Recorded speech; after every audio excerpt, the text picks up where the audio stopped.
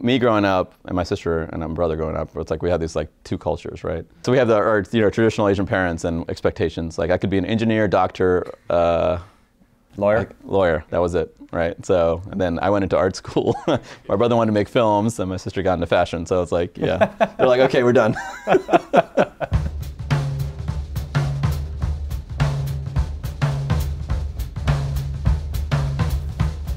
My name is Chandana Ekanayake. I go by Eka. I work at Outer Loop Games. We're making a game called Falcon Age. I tend to always kind of have a Google Doc of ideas. And when I saw that YouTube clip of a giant golden eagle attacking a mountain goat on YouTube, it's an old clip. I had no idea how deadly and vicious birds were. You know, I was like, okay, there might be something there. So we work in Unity, as a lot of the indie game developers do.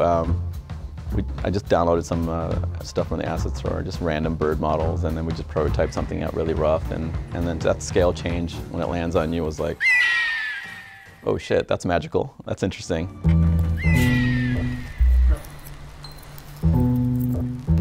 So I grew up in Sri Lanka, which is a British colony for 150 years, and there was a Dutch colony before that, and a Portuguese colony, you know, for going back hundreds of years. So I kind of know, you know, I look at a lot of the games and the games I play, and we see a lot of perspective from the colonizers. So when you have like a stranger in a strange land, and you're coming to a new land, you end up essentially being a colonizer from that place. So for me, when I started Outer Loop, I wanted to see if we can, you know, change it up a little bit and try a different perspective. And myself, Meg, our writer, one of the writers, she grew up in India, so we have a lot of conversations about these kind of things and tropes and things, so I thought it would be fun to, and interesting to try it out. So the perspective in Falcon Age, you are on a planet that's been colonized for generations, but you are one of the colonized. So setting it in a kind of a desert planet allowed me to have, like, the idea of what if British colonization never stopped, and what it'd be like. Oh, it'd be automated, and it'd be privatized. So we kind of play with those ideas too.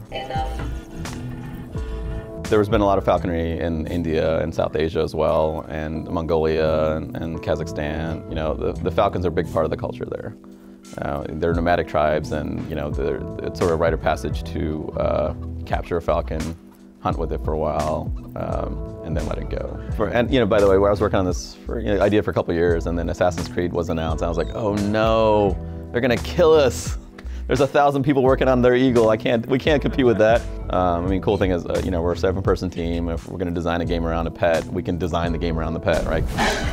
One of our goals was to have a balance between you as the player and the bird. So what does that mean? You know, so when you get into combat situations, make sure the bird can't do everything by herself, and make sure you can't do everything by yourself. So in combat, you have a melee weapon. That's good for short range and medium range, and the bird is your long range way to touch the world.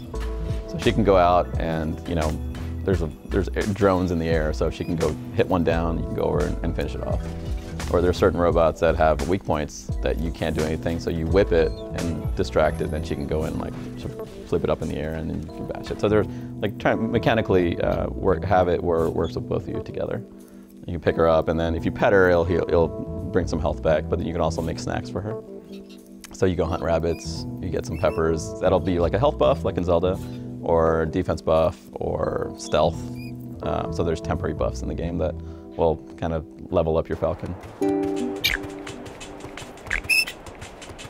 So we looked at a bunch of birds and chicken behavior, and you know, there's a whole YouTube series of Steadicam, like attaching a Steadicam to a chicken and then moving them around, and they keep their head. It's like the best Steadicam, nature's best Steadicam.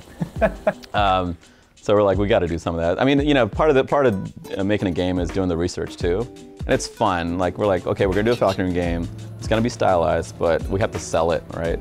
Like the bird has to be believable, and I feel like that's sort of why people they like the GIFs, because the bird behavior is close enough to something that they've seen.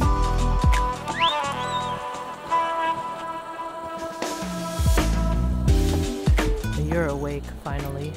One thing in our culture, like having a mean auntie is like a good thing. So we wanted to, the main character you meet in the game and their trailer is Ara's auntie, and we wanted to represent her properly and make you feel really guilty about all your life choices. So, really? Yeah. So that's been fun to kind of explore that in a game, which I haven't really seen. I was showing my game Falcon Age to my 11-year-old recently, and I was running around, and all the characters are kind of South Asian descent. He's like, what, you can put all brown people in a game? You can do that? I was like, oh yeah, you can, you can. Like you're allowed? Yeah, you're allowed to. He was like, what, you can do that? So like, it was cool. It was like, okay, yeah. It is important when you see people that kind of look like you or that you can identify with, that you can aspire to. And it's a big deal.